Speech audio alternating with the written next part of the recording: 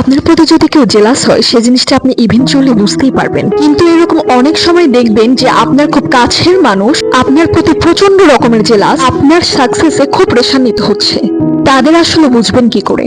আপনি একটা কাজ করলেন, সেটার প্রশংসা সবাই করছে, কিন্তু সে কখনোই আপনার ওই কাজের প্রশংসা করবে না।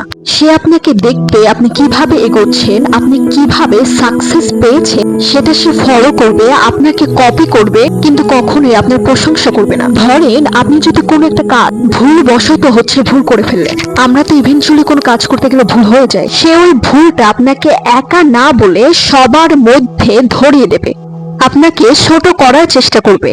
আপনার লাইফের কোনো গুড নিউজ শেয়ার করছেন, সে ওই জিনিসটা কখনোই শুনতে চাবে না, সে ওই টপিকটা চেঞ্জ করার চেষ্টা করবে, কারণ সে বাধ্য আপনাকে কনগ্রাচুলেট করার জন্য।